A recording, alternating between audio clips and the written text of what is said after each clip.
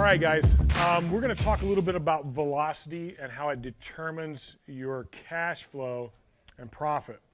And so it's one of those things, this is something that's passionate on my own agenda, because I don't think anybody really pays attention to it. They just think that it is what it is.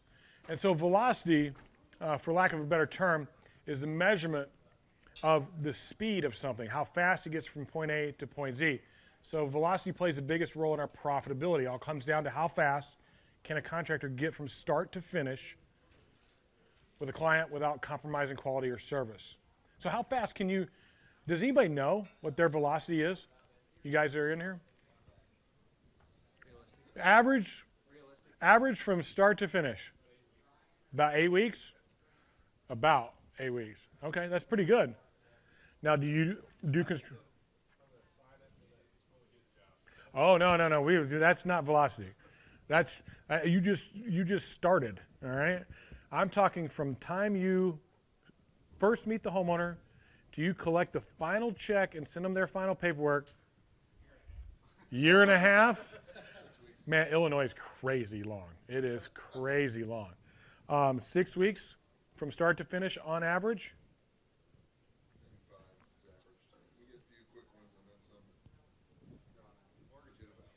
That's a super low number. I find that most what's that? Ours is about 60. I find most contractors between 70 and 100 is where they are at. Days. 70 and 100 days. What's that? Not if you get Inc. involved. Have you heard of Inc.? Inc. It's IINK. Look them up. Google them. They'll process all your mortgage checks for you for 1.5% or 2%, I want to say, of the check. And you don't have to jack with it. They'll process every bit of it for you. It's fantastic. It's a brilliant idea. They pay you for it, or they turn it around for you? They turn it around for you faster than you ever can, because they have the processes and systems down. And they're becoming so big now that the mortgage companies are just having to deal with them. And they're making so much money that they're holding the mortgage companies to the fire and going, hey, if you don't start paying this stuff on time, we're going to sue you. And so it's been a really cool thing. Inc. is brand new. I just met them at the IRE, and they're probably going to join the Catalyst group as well, just because we feel like they bring some value, and there's not a lot of crossover. So that's the definition of velocity in the contractor's world, is how fast from first contact till I collect the final check. So I can remember doing this as a contractor. I got taught this by a mentor, and I measured we took all of our jobs that we'd done for 1999, and we said, okay, how long did that take? 108 days. And I would challenge you guys that you're thinking you're 6 or 5 weeks or 60 days to actually go do the math on it. And it might shock you, because I thought the same thing. I thought, 2 months, 2.5 months, maybe. Man, it was a lot longer than that. 3.5 months. And so it obviously shocked me. And you understand what happens, right? With the longer it takes to get your money, the less profitable the job becomes exponentially. Like every day that it takes that money's in somebody else's bank besides yours, you're losing money. That's why the insurance company's trying to hold on to it. So there's 8 key ingredients of a team focused on velocity. And so I've got a team, I've got sales managers, production managers, administrative people, all these other people, and they have to be focused on this in order for us to get those time frames down. And I'll talk to you about what we did to get some of those time frames down. So they need a leader who rises to the challenge to evaluate the business and actually takes the time to look at it. I don't like standing up here. This room is too small for that. Well, it's too few people. So it was one of those things, when I got shown to me, I went, dude, what's going on? Why are we allowing this to happen? And we created some milestones and stuff that started to let us measure it. We started to see where those problems would lie, and I'll show it to you here in just a few minutes. Everyone is focused on speed without shortcuts, okay? So all of my team, we're trying to get from here to here as fast as we can without sacrificing our quality, no shortcuts. Everything is measured, analyzed, and refined to speed up the process. So I know, like if I develop a step-by-step, how many of you were in my deal where I was talking about the step-by-step process? Any of you? So that step-by-step process, if I do it right, what was the last thing over there? Time.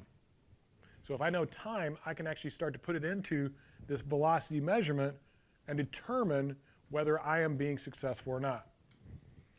And so it makes cuts when cuts are necessary to improve profitability.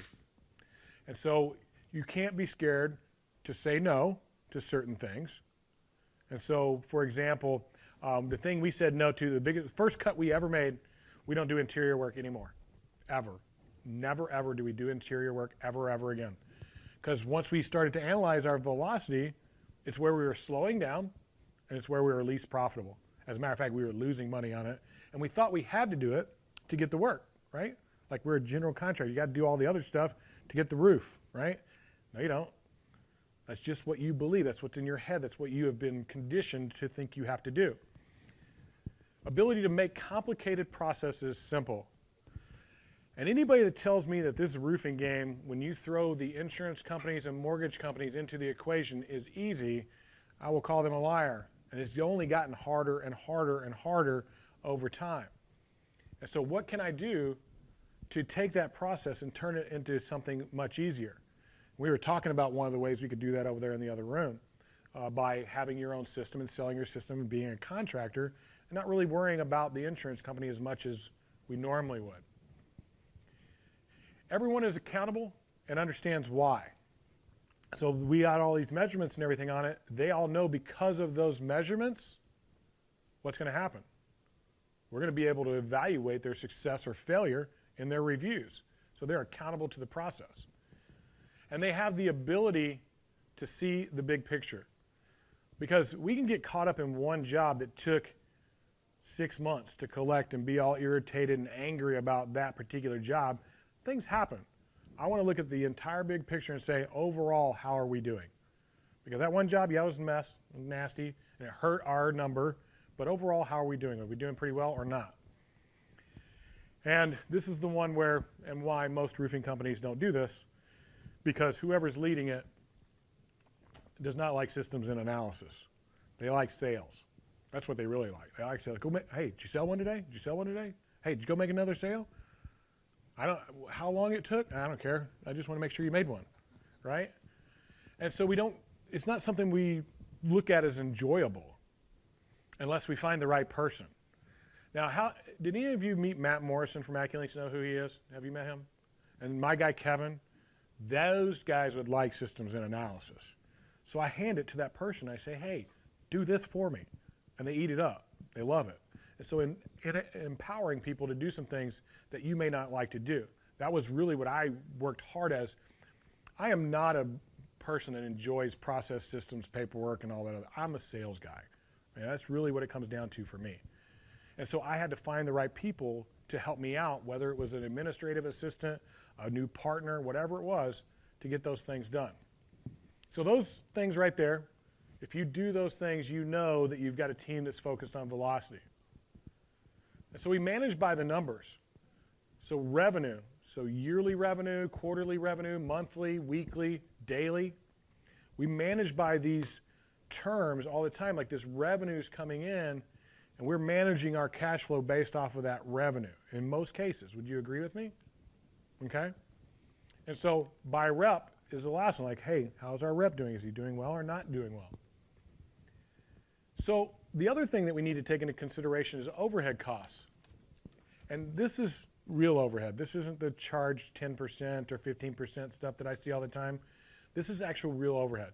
Employee payroll, rent, utilities, insurance, marketing, legal, phones, transportation, travel, education, technology, all our hardware and software, tools, gifts, charitable giving, sponsorships, events. Do I got another one? Nope. What else would be on there? I mean, there's all kinds of overhead stuff that we forget about as contractors, and we think that we're living within our overhead when we're not really. I challenge most of you to be under 15% in the real world. Like if you actually did the math on it, that's probably where you'd be. And I challenge a lot of my guys to really go figure that out. It's a super easy way to figure out this number. Take all those things that are not direct related cost to your job, so cost of goods sold, material and labor.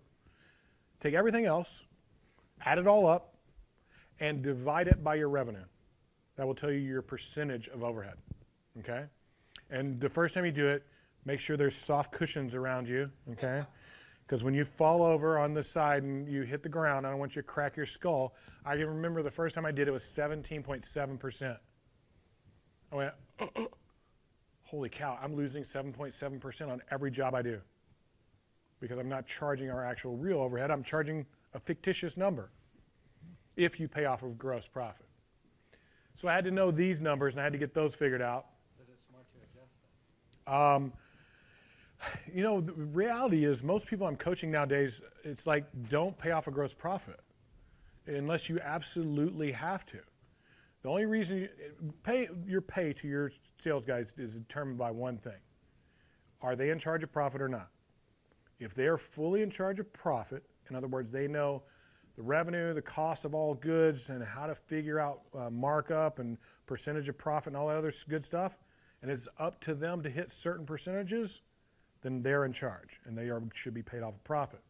If that's not the case, and we work out the claims for the insurance, okay, we have somebody doing that for them, or we have set pricing, we say, hey, you can't go below this number, or you can't go below this percentage of profit, then I control that. He's no longer in control. I can pay him based off the revenue. And I would much prefer to pay people off the revenue.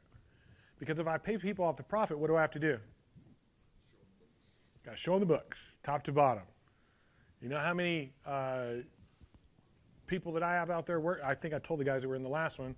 How many guys I have working? 77 or so that went out and started their own companies? It's because I showed them the books. Like, man, those books look really good. I want some of it. It's not the reality of it, and every single one of those guys will tell you, good Lord, man, this is hard. This is a lot harder than I thought it was. Now, I'll tell anybody that ever says as a sales guy that they want to be an owner, you better think that through, because I am pretty good at what I do. If I got back in the business, I'd be a salesperson, no doubt about it. I got a lot less risk, a lot less effort, a lot less time involved. I can go and do as I please. I can outsell anybody else in the company, and I can probably make more than the owner.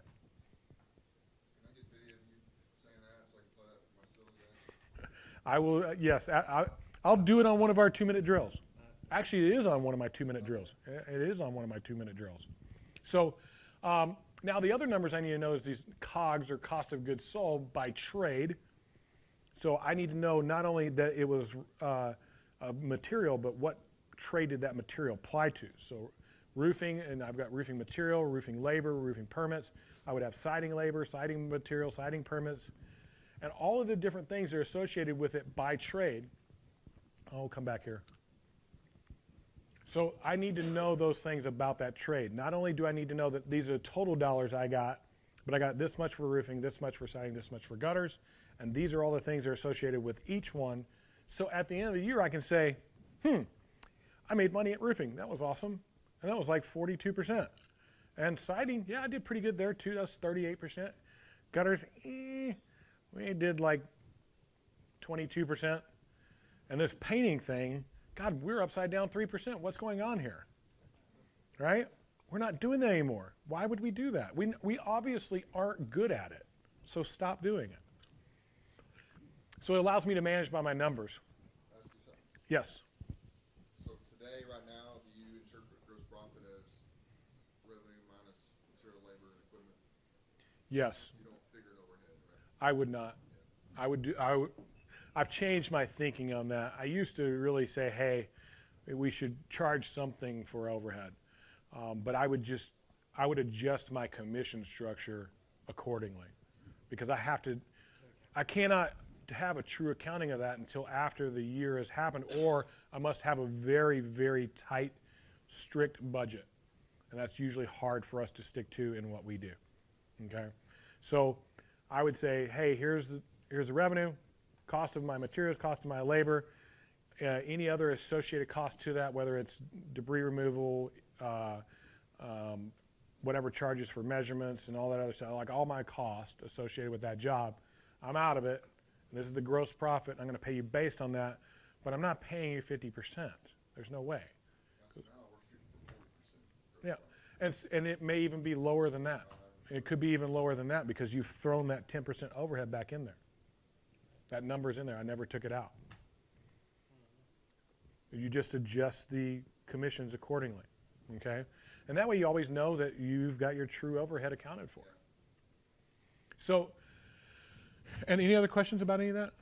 Seriously, just stop me if I'm rambling on, okay? You can come up and like, hey, hold on. All right, so I've got to compensate people, and so I've got commissions I have to consider and how I'm going to do them. And I'm going to give you just a real quick like rule of thumb. If you're a company doing more than $5 million a year, you more than likely have a sales manager, okay? And hopefully you have a production manager. And then you've got some salespeople, and I'm probably not much more than that as far as organizational structure. Anybody fall in that group?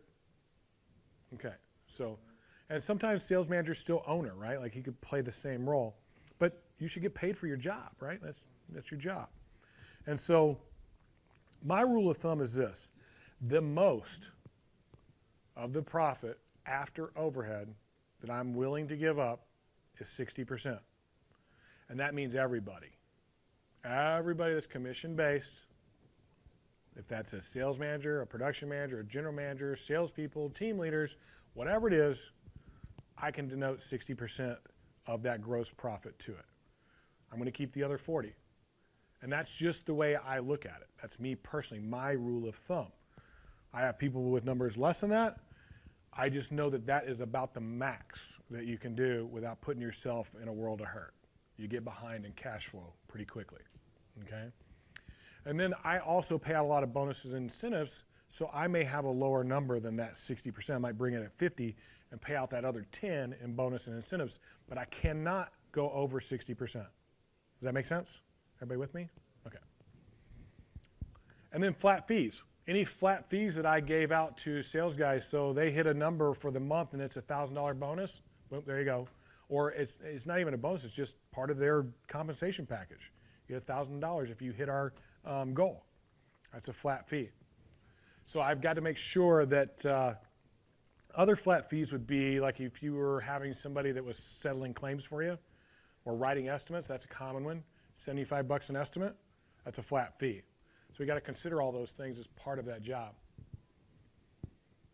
So I got to know what my average job looks like. So my average revenue, my average price per square, my overhead, real overhead percentage, my percentage of material, percentage of labor, measurements, what they cost me, permits, debris removal, third-party fees, gross profit, commissions, net profit.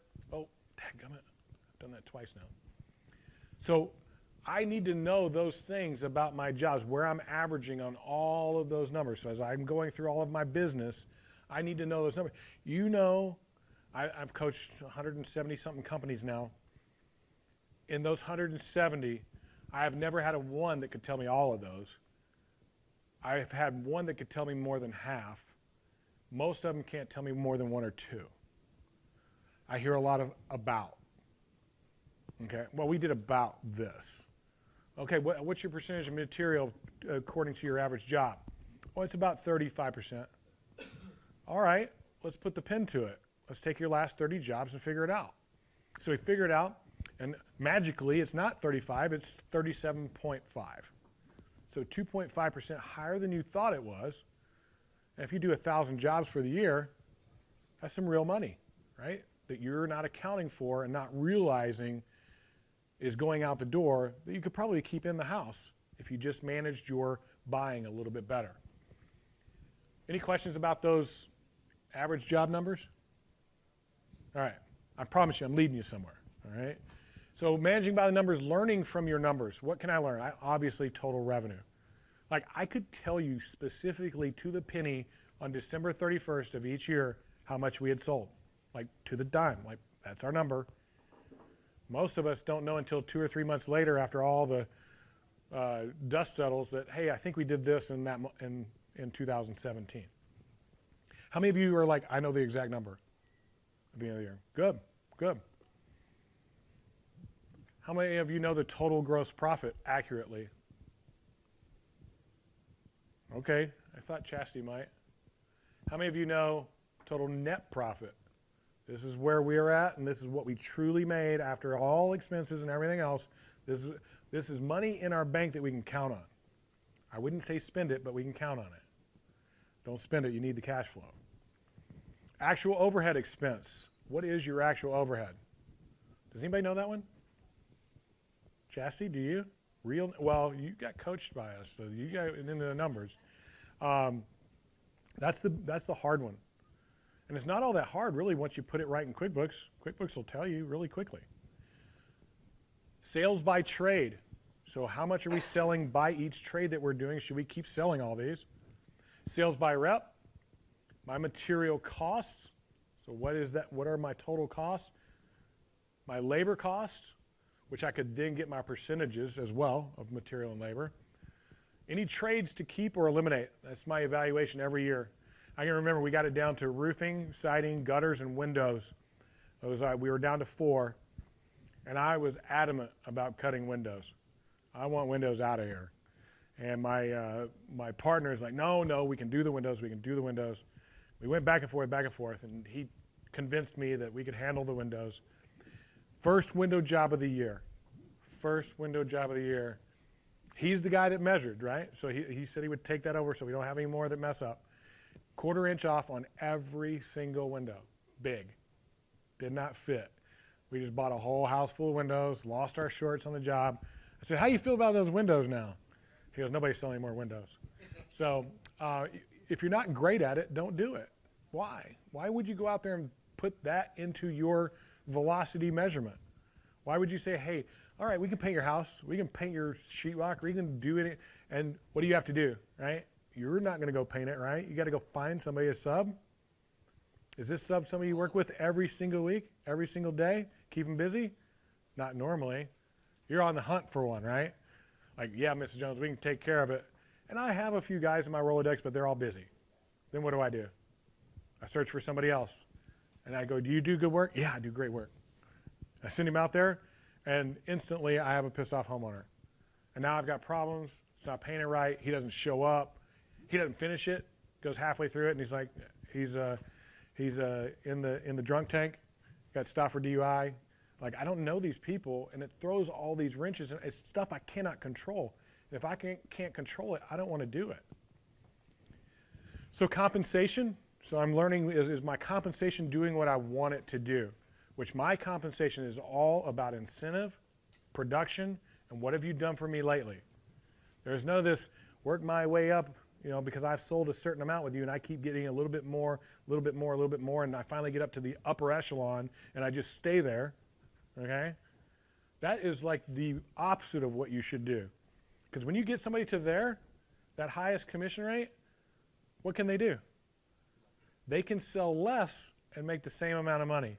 You actually disincentivize them to sell higher volume. But if you say, hey, every month that you hit quota, I'm going to pay you this low percentage. Every month that you hit expectations, a little bit higher number, I'm going to pay you a little bit more. And every month that you hit goal, which going above and beyond the call of duty, I'm going to pay you even a little bit more. And guess what? Next month it starts all over again.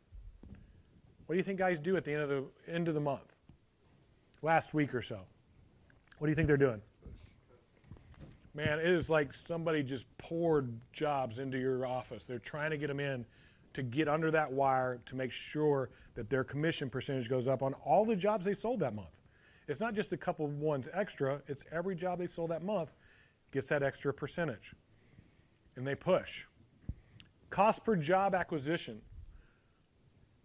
I have never had a single client that can tell me that number. Which one do you want to know? Cost per job, how much does it cost you for each job that you acquire? Siding or roofing? Roofing. About $1,120 for a good solid lead that we're looking for. A siding job's more about $1,500 because we're swinging for LP diamond tip. Scary numbers, right? Like when you hear, most of you would have said it cost me $100. Almost $1,200 a copy for a good solid roof lead. If you want that Depending job, on how you're doing it, right? rough. That all has to do with how, if that was my number, I'd probably be looking at some different ways. Because I want mine to be around $300 to $400 is about where I want to be on my cost per job acquisition. Because you think about it, how much do you pay for a telemarket lead? Anybody know? $125. So pay for 2 of those, that's $250. I close at a 50% close rate, what is my cost of acquisition? $250, correct. It took me 2 of those to get 1. And so when you start adding all those numbers up with all the things that you do marketing-wise to figure out what your cost per job acquisition is, that's another one of those ones you better put the mats around your chair so you don't break your head open when you, like, man, if I pulled that up, Jeremiah, I'd have fallen over and cracked my skull and be dead right now. It would be bad. I don't work with one of the ones that I worked with before, and I have the conversion rates and what my website did versus what I paid them versus PPC. Right, all that expense that you've got into paying for your websites and the pay-per-click and the social media and all that, you got to figure all that stuff into, all that marketing like comes into this big pie right here, and then you got your revenue, you divide your revenue into that piece of pie, it'll tell you how much it costs you per job to acquire a job. It's a simple equation, just most of us don't do it. All right, so why is it important to know your numbers? Well, it allows you to budget. Now, usually the first year I work with a company, I can't do a budget with them because everything's such a mess. It's like we don't even know where to start. We're going to start with some generalities. But once we kind of get things cleaned up, that second year, we're able to kind of say, all right, we want to put 5% of last year's revenue on the budget for marketing. We want to put 2% of last year's budget or last year's revenue on bonuses and incentives. We want to put this much towards commissions. We want to put this much, or sales really, this much towards marketing, this much towards production, okay? And start to create budgets for each one of your departments. How do you do that portion? How do you figure, I know about the marketing percentage, but how do you get into the other portions? Where do you start to learn? You have to look at your expenses for those departments over the previous year, determine what percentage you spent on them from that previous year, and can you afford to spend more or less on them. So if my production cost me, let's say $500,000 to execute, and we brought in $5 million, it cost me 10% to do it, right? Do I need to go up in that to produce more? Like if I spend a little more, would we produce more? Or if I spend a little less, would I still produce the same? Those are the questions that you're asking yourself is like, are we as streamlined as we can possibly be? Can we trim our budget here and still do the same amount? Do we have too many people in this department executing that? Because I tell you right now, if it cost me 10% to do $5 million, I'd have a problem with that. It'd be a little bit high. What do you do when you hire supervision to help? It's part of it. It's all part of that production. It's got to be a part of that percentage. What percentage of your budget goes towards that aspect of your business? How many of those can you consider like employees versus not employees? I don't want to get off. You tell me to shut up. No, you're good. If I was bringing on, and this really depends. There's so much that it depends on like what state you're in, because the temperature of the government and whatever you're dealing with there is going to make a big difference. Your demeanor and mentality, because if you're paying your sales guys off of gross profit and all that other good stuff, it makes sense to make that a job cost, right? But if you're paying off of revenue, I would make that guy an employee, so he's tied into my company. I can tell him where to be and when to be there. So it depends on how you're operating your business on which way you'd go with that. Does that make sense? Absolutely. Which is always the challenge. Like, I promise you, as a coach, it's a challenging deal. Clint brought it up last night. He goes, I see you go through all these things, showing us on all the different files. It's like, how much stuff do you really have? Like, you just go in there and you pull this one thing out of your bag of tricks for us. How much stuff is in there? And we've figured it out. It's a little over 17,000 different documents and stuff that we've got in our Google Drive. And it really has a lot to do with what type of contractor are you? Where are you headed? What are your capabilities? What responsibilities can you handle? How willing are you to execute? More willing you are to execute, man, I can give you the hammer. But a lot of guys aren't that way, and I got to give them small pieces at a time until we get there. A lot of people work with me 3 or 4 months, go through the year, come back, do 3 or 4 months again, until we just kind of get their rhythm in. And it works out pretty good. So it allows us to know how to budget, and know where to cut, know where to spend more. Analysis of third-party value. Troy left, that's good. All right, no, just kidding. So I've got to analyze my third parties. Anybody that's a third party to me that I'm using to outsource to, I have to decide if their value outweighs their cost or not. Most of the time it is. Sometimes it's not. It's not a hard thing to figure out. Forecast the future. I can tell you one that I found, okay? So one analysis of third party, one of my clients was outsourcing their claims, not to anybody here, it was an individual. And so I'm going through his numbers and stuff, we're trying to figure out, he's like, man, I didn't make as much last year on my jobs as I thought I was going to. I'm like, well, let's see, send me your last 15, 20 jobs and I'll kind of go through them a little bit and see what's going on. And going through them, I'm like, good Lord, what is this line right here? Is administration. So I called him, I was like, what is this? Oh, that's my claims person.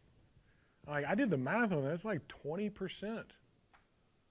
He goes, yeah. I go, what? Good Lord, no wonder you're not making any money. She's making more money than anybody in the company.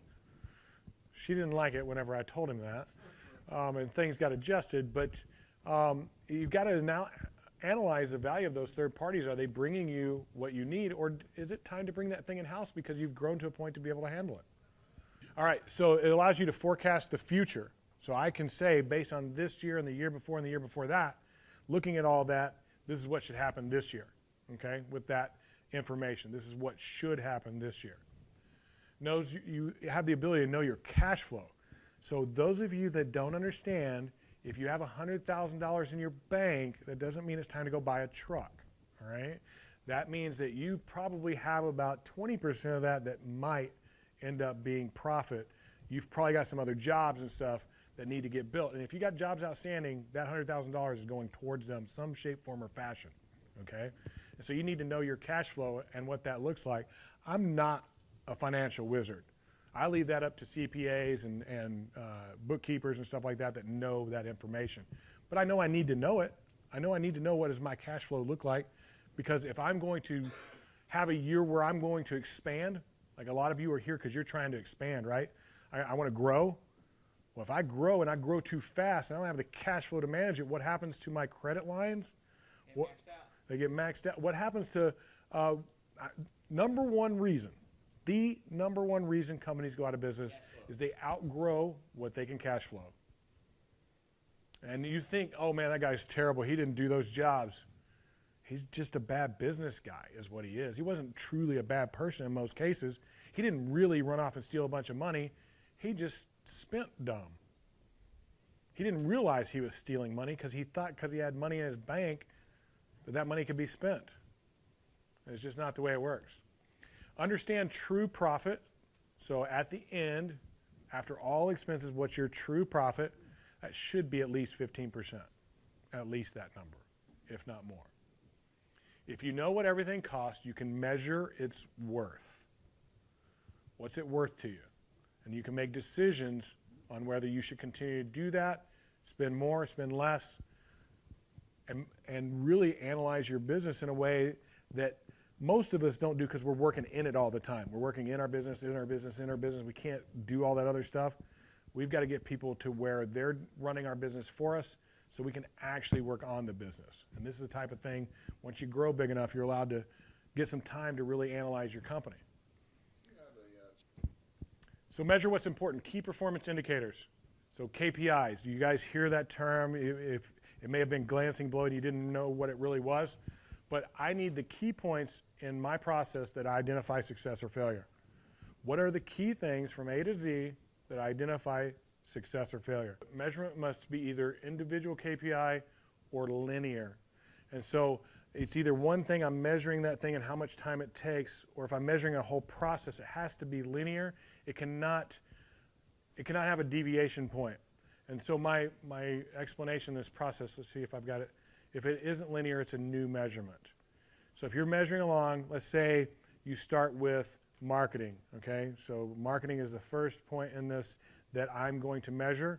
And then I've got leads, then I've got appointments or inspections, then I've got opportunities, then I've got agreements, then I've got adjuster meetings, then I've got bought, then I got win, and then I got total revenue. Those might be how KPIs look across the board on a sales KPI. If at any point you think you can put supplement in there, you're going to have a difficult time doing it because that's not linear. You're doing supplements while all this other stuff is happening at the same time, right? Most of you? Like that stuff's already, that's happening on a whole different timeline and a whole different measurement. Because if I put it in the middle of this, I can't start any of this without that being done. And I do have a few companies that work that way. They supplement, get it all approved and everything before that job goes any further. But if at any point you supplement again, that has to be a whole different process that you're measuring for velocity. Does that make sense? Mortgage checks are the same way. So those are two of the main ones that live outside. So I'm gonna give you a visual of it so it makes sense. Sample key performance indicators for a full process. So maybe sales, lead, appointment to agreement, agreement to adjuster meeting to approval, approval to insurance paperwork to contract approved for production. So that's what my sales KPIs might look like and what I'm going to measure time between, okay? So from lead to appointment, how long is that taking? So in production, it's like, so it's approved for production, so ordered, once it gets ordered to delivered, delivered to job start to completion, completion to final inspection to invoice to paid in full, and then administration starts, okay? And that last one could maybe be in administration, depending on your company. So paid in full, warranty got sent, warranty sent, and now this job is closed. It could be that simple as far as the thing you're measuring. So you want to measure what is important and really what's important to you. These numbers can be all kinds of different things. I've seen a billion different versions. If you want my basic one, you just email me and I'll send it to you, okay? So what can you measure overall? I can measure sales, production, administration, and supplementing, and I don't know why they're not showing up there, supplementation and mortgage companies, okay? And anything else. I mean, you say this is my timeline from start to finish on this thing. I can measure that thing as long as I have those key points or key activity things that happen along the line. So now I've got to departmentalize my measurements. So sales department, KPIs that determine success. And so these are my activities that my sales guy might do, okay? I think I talked about these. Revenue, average revenue. Production, KPIs that drive efficiency and quality. So these drive that and determine success. Zach was in here, he's great. Like that was one of the best keynote things I've ever seen on sales. He's really good at it, understands. We had a long talk about it before he did it. And it's fantastic. And we have a lot of the same beliefs that if I can just get my people's minds right and let them know that, hey, I'm here to help you to be something special. These are the numbers that it takes to be that special person. But really and truthfully, I only care about one thing. I care about that, this average revenue. You hit the number, I do not care what you did right here. I don't care if it took you 20 people to hit that number or 5 people or 100 people. You hit the number, I'm going to high five you until you did a great job. You don't hit the number, yeah, then we're going to talk about this stuff. And where are you having your problem? Because wherever in here he's not hitting his numbers, it gives me the ability to coach him and help him. Because that's my job, because that's the way I hired him, and I told him from day one, my job is to make you the best that you can possibly be and to grow here at my company. And so if you have a weak spot, we're going to fix it. Production, KPIs that drive efficiency and quality, jobs received, jobs approved, jobs rejected, orders, jobs started, jobs completed, past final inspection, jobs with a punch list. So there's quite a few there that I could measure to say, hey, where are our weak spots at? Measure what is important, departmentalizing your measurements. Administration, so data entry accuracy, time to process paperwork, file review, permit filing, commission requests, warranty paperwork, spreadsheets, etc. All the things that they're supposed to do, reports and all those things, I can measure when those things are supposed to be done. On time, workday streak. Workday streak is one I love. Like that's a streak, and the longer you keep it going, the more bonuses you get, as long as you're performing your duties correctly. Customer service. So reviews and referrals, communication on time, collections on time, customer surveys. Oh, I'll go back and give you guys the opportunity to take a picture of that if you want. So I'm saying these are the things that I would measure in each one of my departments.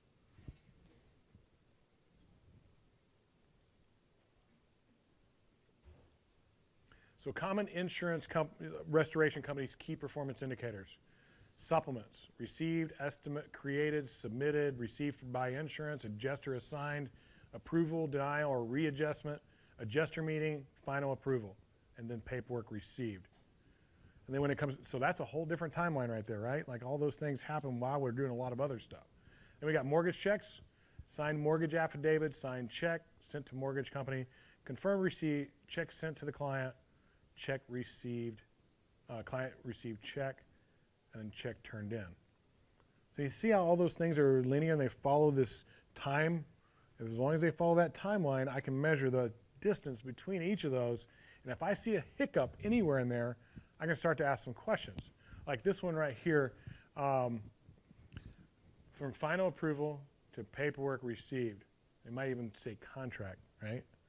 So final approval to paperwork received and then contract right down here. Well, if they got their paperwork, and this is a contract down here, and that's taking 12 days, what's going on? Why in the world does that take 12 days? Why in the world does that take 3 days? Like it should be, no, do not let them sit on that, that insurance paperwork and money.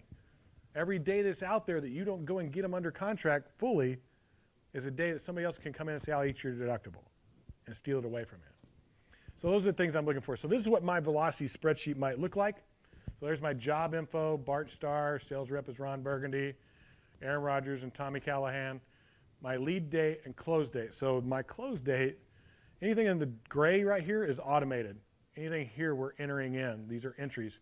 So I have a data entry person, and that data entry person is just putting in the dates. When a file closes, they're not just doing it as it happens. File gets closed, gets turned in. Okay, let's go put our dates in of everything that happened. And they're keeping that spreadsheet for me, and we're measuring that. And so this is the back end side. This is where a data entry person is putting this information in. This is what it looks like on the front end for me.